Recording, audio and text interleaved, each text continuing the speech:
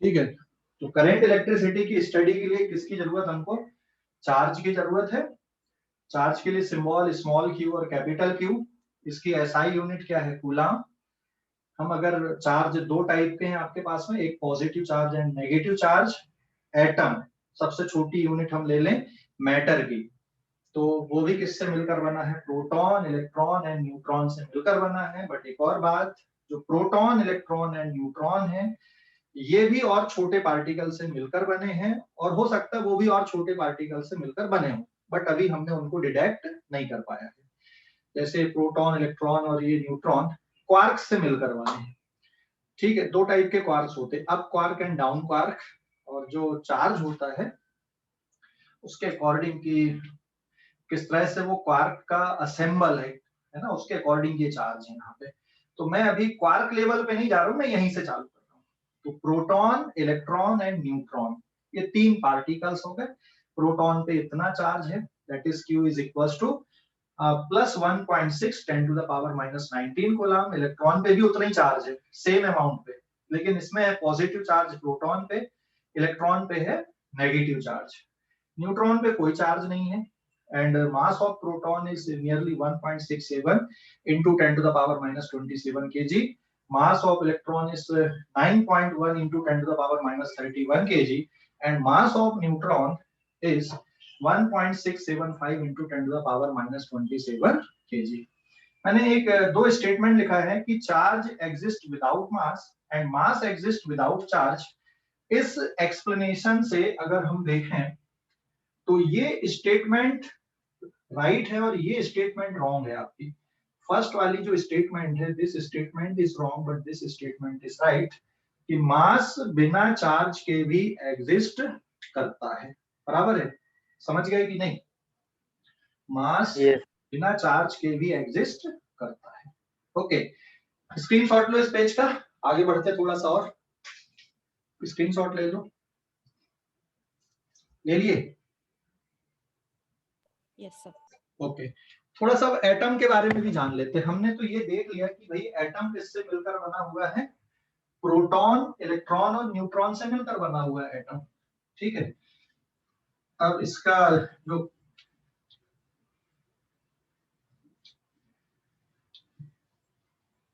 Page number 3, page number 1 skip हो गया यहाँ पे, दिस इज पेज नंबर 3। हम एटम की बात करें, चलो कोई भी एटम ले लें, सबसे सिंपल सा एटम बोलो जरा, सोचो सबसे छोटा सिंपल सा एटम। सोडियम ले लो, हाइड्रोजन। हाइड्रोजन सबसे छोटा हो गया, थोड़ा और बड़ा सा ले ले। हीलियम। हाँ, हीलियम। ठीक है, हीलियम का डिस्क्रिप्शन बताओ, क्या क्या होता है हीलियम में? अगर हम हीलियम एटम की बात करें, सर आउटरमोस्ट शेल एक ही शेल रहता है और दो valence electron. Helium atom, helium atom क्या, ये न्यूक्लियस हो गया। न्यूक्लियस के अंदर कितने प्रोटॉन और कितने न्यूट्रॉन हैं? 2। 2 प्रोटॉन और 2 न्यूट्रॉन। जिनमें पॉजिटिव चार्ज है उसको मैं प्लस से डिनोट कर दे रहा हूँ, जिनमें नेगेटिव चार्ज है उसको ये ब्लू पेन से डिनोट कर, वो जीरो चार्ज है, मतलब ये न्यूट्रॉन हो गए। ये 2 पॉजिटिव चार्ज वाले क्या हो गए? प्रोटॉन हो गए। बराबर है? और ये न्यूट्रॉन हो गए। और 2 इलेक्ट्रॉन कहाँ पे हैं? 2 इलेक्ट्रॉन हो गए जिनमें कौन सा चार्ज है? ये नेगेटिव चार्ज है। ये 2 इलेक्ट्रॉन हो गए, जो ये एक इलेक्ट्रॉन हो गया, एक ही इलेक्ट्रॉन हो गया, है ना। ये जो रेड पेन से बनाया मैंने, ये क्या बन गया यहाँ पे? It is proton. और ये क्या हो गया यहाँ पे? It is neutron. और ये क्या है यहाँ पे? It is electron. चलो, हाइड्रोजन एटम में what is the total charge on hydrogen atom? What is the total charge on hydrogen atom? बताओ जरा, total charge on hydrogen atom क्या? सर कोई चार्ज नहीं होगा। +1। Total charge on hydrogen atom, oh helium atom, sorry, total charge on helium atom कितना है? 0। Yes, it is 0। ठीक है, इट इज 0। कैसे 0 है? प्रोटॉन पे जो चार्ज है equals to 2 times charge on proton plus 2 times charge on electron. So therefore total charge Q is equals to 2 times charge on proton कितना यहाँ पे it is plus 1.6 10 to the power minus 19 coulomb plus of 2 into minus 1.6 into 10 to the power minus 19 coulomb. तो क्योंकि proton और electron पे charge same है इसलिए मैं उसको एक सिंबल से डिनोट कर दे रहा हूँ. ये जो वैल्यू है ना इसके लिए हम अब आगे सिंबल यूज करेंगे 1.6 10 to the power minus 19 coulomb के लिए मैं ये सिंबल यूज कर लूंगा अभी E के इक्वल. ये जो वैल्यू है 1.6 10 to the power minus 19 coulomb इसके लिए मैं सिंबल यूज कर लूंगा E, है ना. तो हम सीधा सीधा लिखें it is 2 into plus E plus 2 into minus E and the total charge is 0. अभी ये बताओ अगर मैटर में कोई चार्ज नहीं है, जीरो है, कोई चार्ज नहीं है यहाँ पे, ठीक है, लेकिन क्या इसका मतलब ये नहीं कि इसके अंदर चार्ज ही नहीं है. हेलो, जैसे भाई हीलियम एटम की आप बात कर रहे हो तो क्या इसके अंदर चार्ज है ही नहीं? चार्ज जीरो होने का मतलब क्या है? Charges are present but opposite charge nullify each other. हाँ, इक्वल एंड अपोजिट चार्ज हैं जो पूरे एटम को क्या बना रहे हैं. ये हीलियम एटम क्या दिख रहा है आपको यहाँ पे? स्टेबल है या फिर आप न्यूट्रल बोले यहाँ पे, है ना. This helium atom is neutral atom. ये न्यूट्रल एटम है यहाँ पे. This is the neutral atom. बराबर, ये न्यूट्रल एटम है. न्यूट्रल एटम में टोटल चार्ज कितना है? 0. ठीक है. अच्छा ये बताओ अगर मैं इसका एक इलेक्ट्रॉन किसी तरह से बाहर निकाल दूं, कोई मेथड है, मैं उस पे नहीं जा रहा हूं मेथड पे, अगर मैं इसका एक इलेक्ट्रॉन बाहर निकाल दिया तो टोटल चार्ज कितना होगा? पॉजिटिव 1 बचेगा प्लस, है ना. अगर दोनों इलेक्ट्रॉन बाहर निकाल दूं तो प्लस 2 E बचेगा. अगर एक इलेक्ट्रॉन बाहर निकाले तो प्लस E बचेगा और दोनों को बाहर निकाल दिए तो प्लस 2 E बचेगा. बराबर है. अगर एक इलेक्ट्रॉन बाहर निकाल दी क्योंकि इस पे चार्ज है माइनस E, इस पे चार्ज है माइनस E, ये हो गया प्लस E, ये हो गया प्लस E. एक इलेक्ट्रॉन बाहर निकाल दिए, एक प्लस E एक माइनस E कट गया, एक प्लस E बचा, दोनों बाहर निकाल दो प्लस E बचा. अभी ये बताओ एटम में से क्या चीज निकालना आसान है? इलेक्ट्रॉन कि ये प्रोटॉन? इलेक्ट्रॉन. हाँ, प्रोटॉन आसान है निकालना क्या? नो. जो इलेक्ट्रॉन होते हैं ये नॉर्मली केमिकल रिएक्शन में ट्रांसफर हो जाते हैं, निकल जाते हैं, या फिजिकली भी निकल सकते हैं.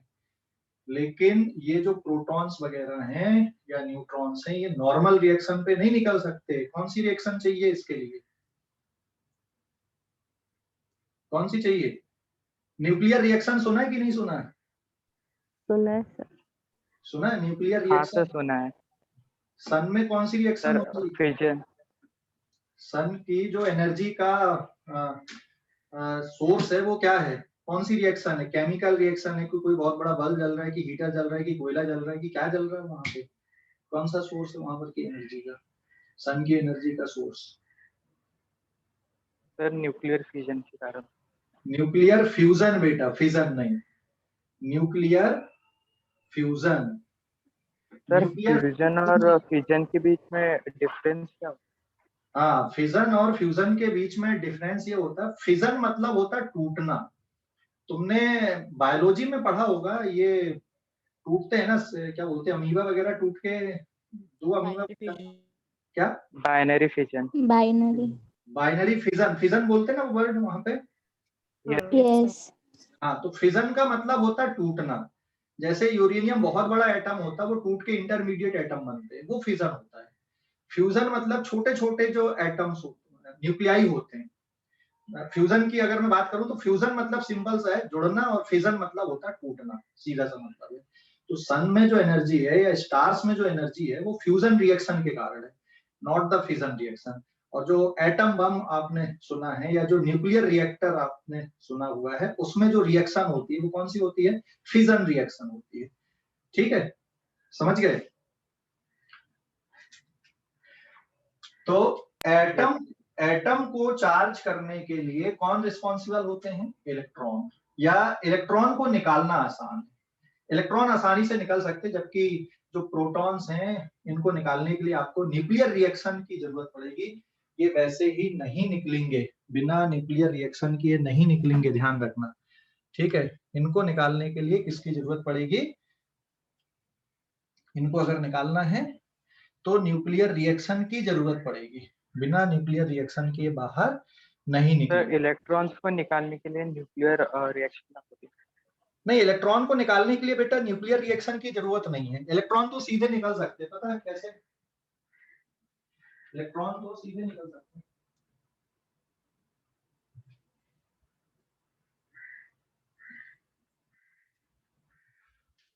इलेक्ट्रॉन सीधे निकल सकते हैं। कंघी करते हो कि नहीं करते हो? यस। ये कंघी अगर अपन करें और जो छोटे छोटे कागज के टुकड़े रखना, वो कागज के टुकड़े चिपक जाते हैं इससे। यस। होता है कि नहीं? तो ये तो वैसे ही निकल गए आपके। कंघी से जो इलेक्ट्रॉन का ट्रांसफर हो गया हमारे सिर पे और कंघियों पे, तो वैसे ही हो गया, कोई रिएक्शन की जरूरत ही नहीं पड़ी, फिजिकली भी हो गया ये। ठीक है, समझ गया? Yes sir. हो गया, इसके लिए कोई फिजिकल की जरूरत नहीं है। एक और सिंपल सा एग्जांपल बताता हूँ तुमको, और कई बार आप लोगों ने एक्सपीरियंस किया होगा इस एग्जाम में। जो प्लास्टिक चेयर होती है ना, आप लोग धूप में थोड़ी देर प्लास्टिक चेयर पे बैठो जूते उते पहनकर, इंसुलेटिंग जूते पहनकर, और अचानक कोई आकर तुमको टच कर दे, कुछ फील होता है उसको, या तुम किसी को टच कर दो ऐसे जो धूप में बैठा हुआ है। कभी एक्सपीरियंस किया ऐसा? हाँ सर। क्या एक्सपीरियंस किया? झटका लगता है। झटका लगता है? क्यों लगता है, क्या बोलते हैं अपन? सर क्योंकि बॉडी में चार्जेस एक्वायर हो जाते हैं। चार्जेस एक्वायर हो जाते हैं? कहाँ से आ जाते हैं वो चार्ज? जो हम कपड़े पहनते ना, कपड़े और प्लास्टिक आपस में रगड़ते, फ्रिक्शन होता है ना? और ये फ्रिक्शन के कारण ये जो इलेक्ट्रॉन है, मैं ये हीलियम बना हुआ है, लेकिन जो प्लास्टिक है और हमारे जो कपड़े हैं वो थोड़े बड़े मॉलिक्यूल्स के हैं, ज्यादा इलेक्ट्रॉन, यहाँ पे 2 ही इलेक्ट्रॉन है। तो जब वो फ्रिक्शन होती है आपस में, रगड़ते आपस में, तो एक मैटर के इलेक्ट्रॉन किसमें चले जाते हैं? दूसरे मैटर पे चले जाते हैं। समझ गए? हेलो, समझ गए कि नहीं? यस। तो इस तरह से बॉडी चार्ज हो जाती है, इस तरह से बॉडी चार्ज होती है। एक तरीका ये है चार्ज का, जिसमें फ्रिक्शन से बॉडी को चार्ज कर रहे हैं। दूसरा तरीका हो गया कंडक्शन से। आप एक कॉपर वायर लो और सॉकेट में डाल के देख लेना, मजा आ जाएगा आप लोगों को। ठीक है, बॉडी चार्ज हो जाएगी बिल्कुल। Hello hello. Yes sir. Yes sir. Charge, एक कॉपर वायर लेना और उसमें डाल देना सॉकेट में, मजा आ जाएगा, तुम्हारी बॉडी चार्ज हो जाएगी बिल्कुल। कैसा हो रहा है? कोई फ्रिक्शन की जरूरत है क्या वहां पे? नहीं है। कैसे हो रही चार्ज फिर वो? कंडक्शन। कौन सी मेथड हो गई? कंडक्शन मेथड हो गई, दैट इज कॉल्ड कंडक्शन। और एक और मेथड होती है वायरलेस चार्जर। देख रहे हो कि नहीं, आजकल बाजार में आ रहा है wireless charger. Yes sir. Yes sir. वो कौन सी मेथड? वही, तुमने चार्जर दूर रखा, मोबाइल दूर रखा, यार चार्ज हो रहा है सर वो इलेक्ट्रोमैग्नेटिक इंडक्शन के कारण। हाँ, इंडक्शन हम वर्ड ले रहे हैं, वो इलेक्ट्रोमैग्नेटिक चलो उसको हटा देते, वो एक अलग प्रिंसिपल हो गया, बट इंडक्शन एक वर्ड आया वहां पे। तो किसी बॉडी को चार्ज करने के 3 तरीके हो गए आपके पास में। कौन कौन से तरीके हो गए किसी बॉडी को चार्ज करने के? फ्रिक्शन, रगड़ दो बॉडी को। Friction, conduction and induction. Conduction मतलब आपने केबल लगाया हुआ है और एक बॉडी ज्यादा चार्ज है उसमें, वो उसके चार्ज दूसरी बॉडी में ट्रांसफर हो रहे, जा रहे हैं। एक तरीका ये हो गया, दैट इज कॉल्ड कंडक्शन, जिसमें कनेक्शन वायर। और एक हो गया मेथड जिसमें कोई वायर की जरूरत ही नहीं है, इंडक्शन। हाँ बोलो। Induction. That is called induction method, है ना? तो तीन मेथड हो गई आपको किसी बॉडी को चार्ज करने की। तो किसी बॉडी के चार्जिंग के लिए कौन रिस्पॉन्सिबल है? प्रोटॉन और electron. Electrons are responsible, remember. क्यों? क्योंकि ये लूजली बाउंड होते हैं, ये बहुत स्ट्रॉन्ग, जो न्यूक्लियर फोर्स होता है ये बहुत ताकतवर फोर्स है, बहुत स्ट्रॉन्ग फोर्स है ये, पता है? और ये जो न्यूक्लियर फोर्स और ये जो इनके बीच में जो फोर्स है, इलेक्ट्रॉन और न्यूक्लियस के बीच में, थोड़ा वीक है। इस प्रोटॉन के बीच में जो फोर्स लग रहा है न्यूक्लियस के अंदर, ये बहुत बहुत स्ट्रॉन्ग है, ठीक है, बहुत बहुत स्ट्रॉन्ग। और न्यूक्लियस और इलेक्ट्रॉन के बीच में जो फोर्स लग रहा है ये थोड़ा वीक है ना, उसके कंपैरिजन में काफी वीक है मतलब। तो ये आसानी से, अगर कमजोर फोर्स से बंधा हुआ है तो आसानी से निकल जाएगा, लेकिन अगर ये इनके बीच में बहुत ज्यादा स्ट्रॉन्ग बॉन्डिंग है, बहुत ज्यादा स्ट्रॉन्ग फोर्स लगा हुआ, तो ये आसानी से नहीं टूटेगा, आसानी से नहीं निकलेगा, बहुत ज्यादा एनर्जी खर्च करनी पड़ेगी। बात समझ गए? हेलो? Yes sir. तो किसी बॉडी की चार्जिंग के लिए कौन रिस्पॉन्सिबल होते हैं? इलेक्ट्रॉन। ये इलेक्ट्रॉन रिस्पॉन्सिबल होते हैं। तो चार्जिंग का बॉडी, देखो एटम आपका होता है न्यूट्रल, एटम इज न्यूट्रल, तो चार्ज अ बॉडी, ठीक है, कौन रिस्पॉन्सिबल है? To charge a body, valence electron are responsible, valence electron of body, bracket में लिख दूं एटम, आर रिस्पॉन्सिबल, ठीक, ये रिस्पॉन्सिबल होते हैं, आर रिस्पॉन्सिबल।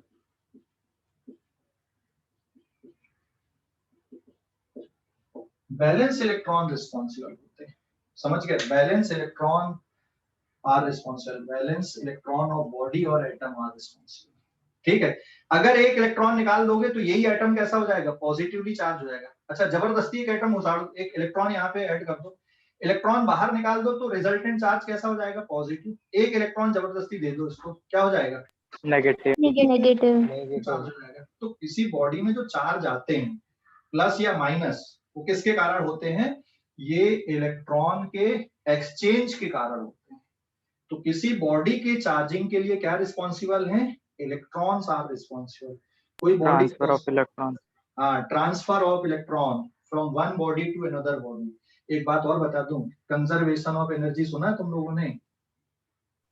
Yes sir. क्या होता है? Energy can not be made और नॉट बी डिस्ट्रॉयड। हाँ, बस एनर्जी क्या होती है? एक फॉर्म से दूसरे फॉर्म पे ट्रांसफर होती है। Can be transform from one form to another. तो वैसे क्या होता है? Conservation of charge. पता है पूरे यूनिवर्स का चार्ज कंजर्व है, ठीक है, चार्ज इज कंजर्व्ड। पूरे यूनिवर्स का चार्ज कंजर्व है, मतलब जितना बन गया उतना ही है। बस अब जो चार्ज है वो एक बॉडी से दूसरे बॉडी में क्या हो रहा है? ट्रांसफर हो रहा है, जा रहा है। समझ गए? हेलो? Yes sir. जो मैटर, हाँ, वैसे ही कंजर्वेशन ऑफ मास भी है, पता है पूरे यूनिवर्स का जो मास है वो भी फिक्स है। जैसे law of conservation of mass. हाँ, कंजर्वेशन ऑफ मास, वैसे ही मास भी कंजर्व है। अब ये मत बोलना सर अगर मास कंजर्व है तो अभी हम जिंदा है तो हमारी बॉडी का मास इतना, मर गए जला दिए मास कितना सोचा, अरे ऐसा नहीं है, ठीक है। अगर हम जलाने के लिए अगर पूरा इस तरह से जलाएं तो पूरा गैसेस ऐसे सबका मास मिलाओगे तो कोई फर्क नहीं पड़ेगा, उतना ही आएगा डिफरेंस, ठीक है, डिफरेंस नहीं आएगा फिर, क्योंकि जला देते तो सब चीजें बाहर भाग जाती जल के, एटमॉस्फेयर पे गैसेस के फॉर्म पे चली जाती। तो मास भी कंजर्व है, चार्ज भी कंजर्व है और एनर्जी भी कंजर्व है, ठीक है, समझ गए?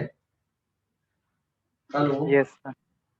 बस ये है कि एक फॉर्म से दूसरे फॉर्म पे ट्रांसफर हो रही है चीजें, और कुछ नहीं, ठीक है। तो किसी बॉडी को चार्ज करने के लिए कौन रिस्पॉन्सिबल होता है भाई? इलेक्ट्रॉन्स रिस्पॉन्सिबल होते हैं, ठीक है। स्क्रीनशॉट लो जल्दी से, स्क्रीनशॉट ले लो इस पेज का, ले लिए? हाँ सर, हो गया। पेज नंबर 4 पे आते हैं हम।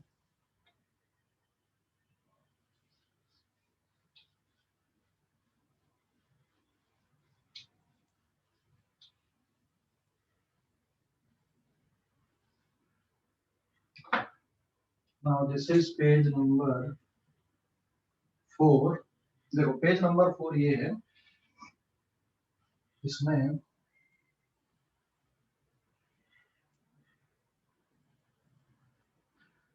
सोडियम एटम, ये सोडियम एटम है ना। सोडियम एटम इलेक्ट्रिकली कैसा है? सोडियम एटम में टोटल चार्ज कितना है? What is the total charge on sodium atom? U is equals to 0, है ना। चलो सोडियम एटम में से किसी तरह से मैं एक इलेक्ट्रॉन को अगर बाहर निकाल दूं, तो ऐसा सिंबल देखा है ना आपने कई बार, +1 चार्ज। हाँ, +1 चार्ज। एक्चुअल में कितना चार्ज है? Na+ लिखने का मतलब कितना चार्ज है इस पे? +1। +1 या +E? क्या किया तुमने यहाँ पर से? सोडियम एटम में, अगर हम सोडियम एटम की बात करें तो सोडियम एटम के अंदर 11 प्रोटॉन है और 12 न्यूट्रॉन होते हैं। मास नंबर पता ना सोडियम का 23 होता है ना? Yes sir. हेलो। तो इसके अंदर 11 प्रोटॉन है और 12 न्यूट्रॉन है, और इसके बाहर कितने इलेक्ट्रॉन घूम रहे हैं? यहाँ पे चक्कर लगा रहे हैं 11 इलेक्ट्रॉन चक्कर लगा रहे हैं इस पे। और हमने क्या किया, एक इलेक्ट्रॉन को बाहर निकाल दिया। तो अब न्यूक्लियस से कुछ नहीं गया भैया, न्यूक्लियस के अंदर 11 प्रोटॉन ही है, 12 न्यूट्रॉन है, लेकिन यहाँ पे अब कितने इलेक्ट्रॉन चक्कर लगा रहे हैं? 10 इलेक्ट्रॉन चक्कर लगा रहे हैं, एक को तुमने बाहर निकाल दिया है। ठीक है, समझ गए कि नहीं? Yes sir. तो कितना चार्ज आ गया यहाँ पे? इसके अंदर अगर हम देखें तो टोटल चार्ज कितना हो गया? Total charge is +11 into E plus of 10 into -E, solve करने पे कितना आया? +E, और +E का मतलब +1.6 10⁻⁻19 कूलम। मतलब Na+ पे कितना चार्ज है? +1.6 into 10⁻⁻19 कूलम के इक्वल चार्ज है। समझ गए? तो हम Na+ को क्या बोलते हैं? पॉजिटिव आयन बोलते हैं। This Na+ is positive ion basically. Cation. क्या सर कटायन बोल सकते कटायन। कैटायन, हाँ कैटायन बोल सकते हो, एनायन बोल सकते हो, केमिस्ट्री की लैंग्वेज होगी। हम पॉजिटिव आयन नेगेटिव आयन लेके चल रहे हैं यहाँ पे। ठीक है, समझ गए? हेलो, कोई डाउट बेटा इस पे? No sir. किसी को भी? No sir. अगर हम क्लोरीन एटम की बात कर लें, चलो थोड़ा और ले लेते हैं, क्लोरीन एटम की बात कर लें। देखो जो डायरेक्ट सोडियम क्लोराइड होता है, सादा नमक होता है ना, वो कंडक्टर नहीं होता है। पानी डाल दो उस पे, फिर क्या होता है? कंडक्टर हो जाता है कि नहीं? सर, क्योंकि चार्जेस ब्रेक हो जाते हैं वाटर। हाँ, ये बन जाते हैं, ये सोडियम आयन और इलेक्ट्रॉन बन जाते हैं। तो जो एक्वस मीडियम होता है उसका, पानी में नमक डाल दो, प्योर नमक आपका, जिसमें ये आयनाइजेशन नहीं हुआ है, तो वो कंडक्टिंग नहीं है। अगर आयनाइजेशन हो गया तो कंडक्टिंग हो जाएगा, क्योंकि इलेक्ट्रॉन को घूमने के लिए जगह मिल जाएगी। इलेक्ट्रॉन इधर उधर जा सकते हैं, इलेक्ट्रॉन इधर उधर जा सकते हैं, मतलब कंडक्शन हो गया, मतलब करंट फ्लो हो गया। ठीक है, तो करंट फ्लो के लिए ये रिस्पॉन्सिबल है इलेक्ट्रॉन। और अगर हम इसकी बात करें, सॉल्यूशन की बात करें, जैसे पानी में हमने सोडियम क्लोराइड डाल दिया है ना, NaCl, तो उसमें जो करंट फ्लो हो रहा है वो पॉजिटिव आयन के कारण भी हो रहा है और नेगेटिव आयन के कारण भी हो रहा है, क्योंकि सोडियम जो एटम है वहां वो रेस्ट पे नहीं है, वो तो इधर उधर मूव कर रहा है जैसे पानी के मॉलिक्यूल होते हैं। लेकिन जो सॉलिड मूवमेंट ऑफ आयन। हाँ, लेकिन जो सॉलिड्स होते हैं जैसे कॉपर वायर, कॉपर वायर में कॉपर का एटम मूव करता है क्या?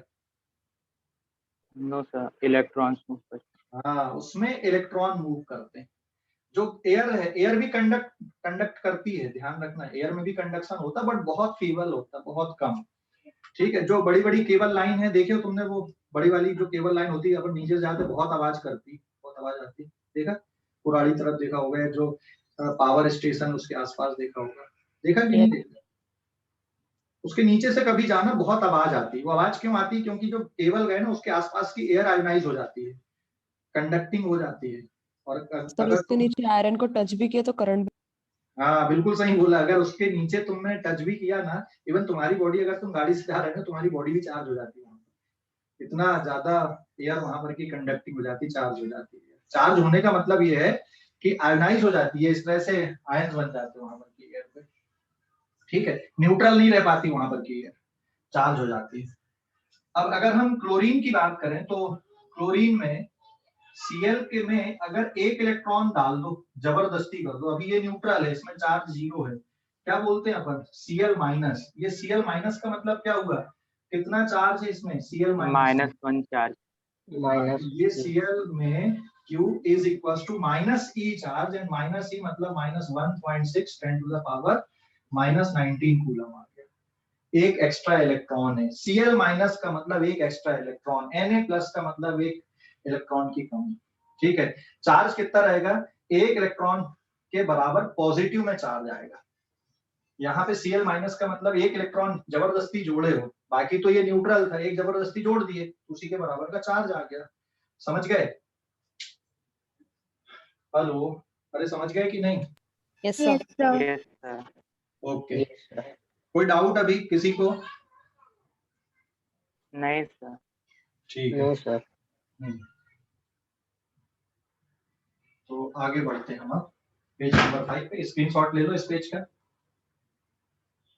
तो ये किसी बॉडी के चार्जिंग के लिए ना ये रिस्पॉन्सिबल होते हैं आपके वैलेंस इलेक्ट्रॉन, है ना।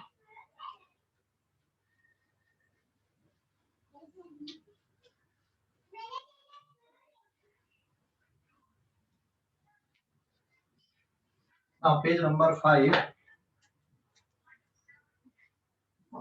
Page number 5, charging a body.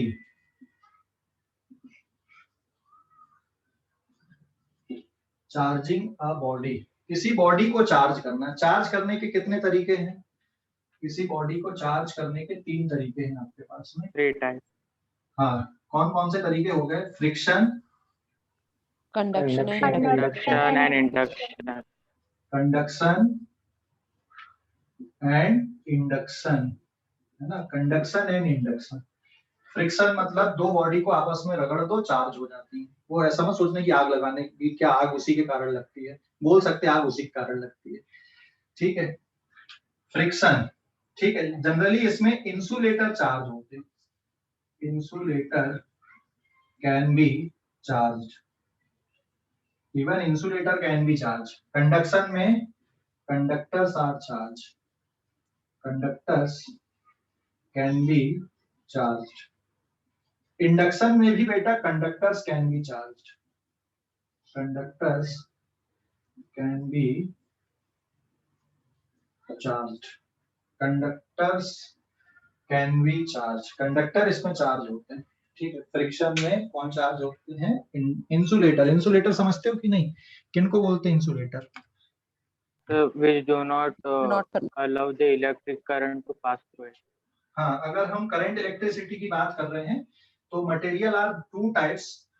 Current electricity के लिए जो एक इंसुलेटर जो करंट को पास होने नहीं होने देंगे, और कंडक्टर जो करंट को पास होने देते हैं। सीधा सीधा हम वर्ड बोलते हैं ना। इंसुलेटर के एग्जांपल्स बताओ जरा, बहुत सारे हैं आपके आसपास सराउंडिंग।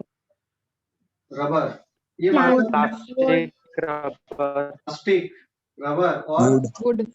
वुड और Wood. ग्लास। ग्लास है कि नहीं? yes, अच्छा, ये जो हाँ नीचे जो हमारी जमीन होती, ग्राउंड। ग्राउंड कैसा the होता है? bad conductor. Conductor. नहीं, ग्राउंड बेटा इंसुलेटर है अगर ड्राई है तो। हेलो, अगर ड्राई है ना तो इंसुलेटर है। अब उसमें कंडीशन डिपेंड करती है ग्राउंड पे, ठीक है, कि वो किस तरह का ग्राउंड है, कैसा क्या है उसमें। बट अगर नॉर्मली ड्राई ग्राउंड है तो वो इंसुलेटर होता है। जैसे अगर कभी कभी केबल टूट जाते खंभों के नीचे गिर गए ग्राउंड पे, तो ऐसा नहीं कि करंट, पानी गिरेगा तो करंट फैलेगा, नहीं तो करंट जनरली नहीं फैलता है, आप ऐसा समझ लो। तो जनरली जो ग्राउंड होता है ना, ड्राई ग्राउंड, ये कैसा होता है? इंसुलेटर होता है। लेकिन अगर पानी पड़ जाए उसमें तो फिर कंडक्शन होने लगता है, क्योंकि ग्राउंड में बहुत तरह के साल्ट्स हैं। ठीक है, इसलिए अगर उनको फ्लो होने के लिए जगह मिलेगा, इलेक्ट्रॉन को एक जगह से दूसरी जगह जाने के लिए अगर मिलेगा रास्ता, तो फिर कंडक्शन होगा। अगर नहीं मिलेगा, रिस्ट्रिक्टेड है, तो फिर नहीं होगा। बराबर है। तो किसी बॉडी को हम 3 तरह से चार्ज कर सकते हैं। एक हो गया फ्रिक्शन, एक हो गया कंडक्शन, और एक कौन सा हो गया? इंडक्शन। ये 3 मेथड होते किसी बॉडी को चार्ज करने के। समझ गए? Hello, Yes, Yes, sir. Okay, screenshot ले लो इस पेज का, स्क्रीनशॉट ले लो। done. Done, okay.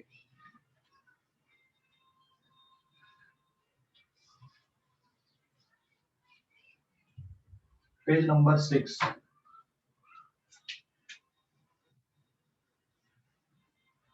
ठीक है, ये एक कॉपर का वायर है, मान लो ऐसा।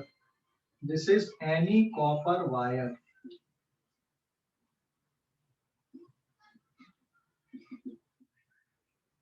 ठीक है, ये कॉपर वायर है, और कॉपर वायर मतलब ये पूरा आपका कॉपर वायर मतलब ये पूरा सॉलिड मटेरियल है ना। अब इस सॉलिड मटेरियल में जो कॉपर के एटम्स हैं ये बिल्कुल कैसे हैं, यहाँ पे पास पास में अरेंज है, आया ना। Yes, sir. Yes, sir.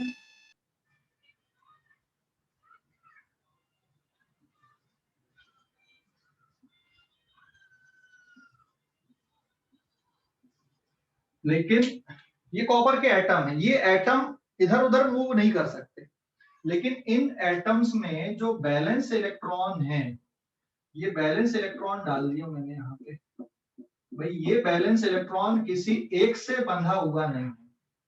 ये जो बैलेंस इलेक्ट्रॉन है ये यहाँ से यहाँ जा सकता है, और ये वाला बैलेंस इलेक्ट्रॉन यहाँ से यहाँ तक आसानी से आ सकता है। मतलब जो गैस के एटम्स होते हैं ना, ये वैसे फ्रीली इधर उधर जा सकते हैं। ये क्या है यहाँ पे, these are immobile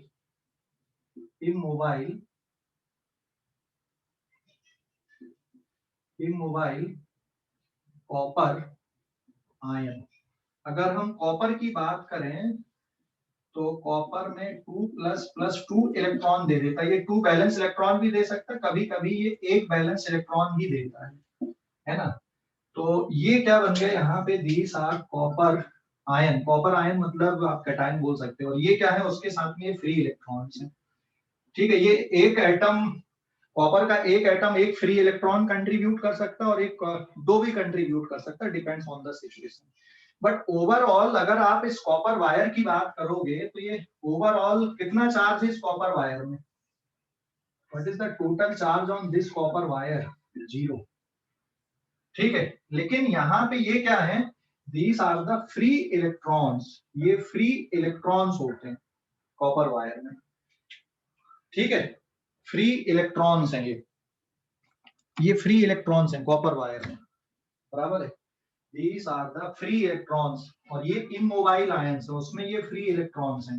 immobile ions मतलब आप प्लस चार्ज वाले को ले लें, ये इमोबाइल आयंस हैं, क्या मूव नहीं करेंगे कॉपर वायर में। अब अगर हम किसी तरह से कुछ जबरदस्ती करते हैं, है ना, कब ये फ्लो होंगे, कब ये, अगर हम यहाँ पे क्या डिफरेंस क्रिएट करें जिससे ये इलेक्ट्रॉन एक तरफ से दूसरी तरफ जाने लगे।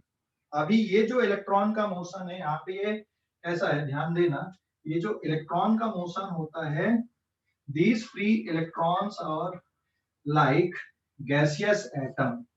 तो ये free electron in a wire behave like gas के जैसा बिहेव करते हैं। गैस के जैसा बिहेव करने का मतलब ये जो फ्री इलेक्ट्रॉन्स हैं ये रैंडमली इधर उधर जा सकती है, रुके हुए नहीं होते बेटा। ये जो फ्री इलेक्ट्रॉन्स हैं ना ये रैंडमली इधर उधर जा सकते हैं। ये फ्री इलेक्ट्रॉन्स यहाँ पे रैंडमली इधर उधर घूमते रहते हैं, मतलब रेस्ट पे नहीं रहते। ये कोई इधर पे जा रहा है, कोई इधर पे जा रहा है, कोई इधर पे जा रहा है, कोई इधर पे जा रहा है, कोई इधर पे जा रहा है, कोई इधर पे जा रहा है, कोई इधर पे जा रहा है, कोई इधर पे जा रहा है। Excuse me sir. हाँ सर एक डाउट था। हाँ बोलो। सर फ्रिक्शन के कारण सर मतलब दो टाइप्स के चार्जेस होते हैं ना सर, नेगेटिव और पॉजिटिव। हाँ, तो सर वो किस पे डिपेंड रहता है कि मतलब कि इंसुलेटर जो होते हैं वो किसके चार्ज किस पे जाएंगे, है ना।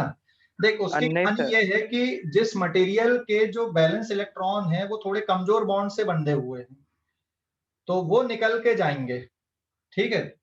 और किसी के अगर ज्यादा स्ट्रॉन्ग बॉन्ड से बने हुए तो वो तो आसानी से नहीं निकलेंगे फ्रिक्शन से। तो जिसके लूजली बाउंड हैं या कमजोर बॉन्ड से बंधे हुए हैं दूसरे के रिस्पेक्ट में तो वो निकल के जाएंगे, ठीक है। Okay sir. ओके, क्लियर हो गया अभी। Yes sir. हाँ, तो ये जो फ्री इलेक्ट्रॉन्स होते हैं ये कैसा बिहेव करते हैं, ये free electrons are behaving like gas. ये बिहेव लाइक गैस मतलब रैंडमली इधर उधर मूव हो रहा है। जैसे मैं यहाँ पे पढ़ा रहा हूँ, यहाँ पे जो गैस के रैंडम डायरेक्शन। हाँ, रैंडम डायरेक्शन। तो यहाँ पे जो गैस के एटम्स हैं वो क्या रेस्ट पे हैं कि कोई इधर जा रहा है कोई इधर जा रहा है, रैंडम मोशन पे है। यस। हाँ, these are in random motion, क्यों है ये रैंडम मोशन, बता सकते हो किसके कारण ये random motion? No sir charge क्योंकि वो कोलाइड करते हैं। नहीं, ये है टेम्परेचर के कारण, थर्मल एनर्जी। टेम्परेचर मतलब आप थर्मल एनर्जी समझ लो, ये थर्मल एनर्जी के कारण इनका रैंडम मोशन। ठीक है, ये जो मोशन है फ्री इलेक्ट्रॉन्स का, ये टेम्परेचर के कारण है। अगर हम टेम्परेचर 0 डिग्री नहीं बोल रहा हूं मैं, 0 केल्विन कर दें हम, सुना है कि नहीं Kelvin? Yes sir. Yes sir. Minimum possible temperature सुना है? मिनिमम पॉसिबल टेम्परेचर कितना हो सकता है? Minimum possible temperature, hello, minimum possible temperature सुना है कि नहीं सुना है? No sir. नहीं सुना है। सब उससे नीचे हो ही नहीं सकता, मतलब जो साइंटिस्टों ने एज्यूम किया कि भाई ये मिनिमम पॉसिबल टेम्परेचर, हम इससे नीचे नहीं मानेंगे, है ना? तो दैट इज 0 केल्विन। वो 0 केल्विन टेम्परेचर, उससे नीचे पॉसिबल नहीं। अगर हम 0 केल्विन टेम्परेचर कर देना तो ये फ्री इलेक्ट्रॉन भी रैंडम मोशन करना बंद कर देंगे, रुक जाएंगे। इस रूम में जो गैस के एटम है वो भी रुक जाएंगे, नीचे बैठ जाएंगे, सेटल हो जाएंगे ग्रेविटी के कारण। हमारी बॉडी भी नहीं बचेगी, हमारी बॉडी में जो फ्लूइड है उसमें जो रैंडम मोशन हो रहा है एटम्स का, वो भी रुक जाएगा, कुछ भी नहीं मूव करेगा। समझ गए ना?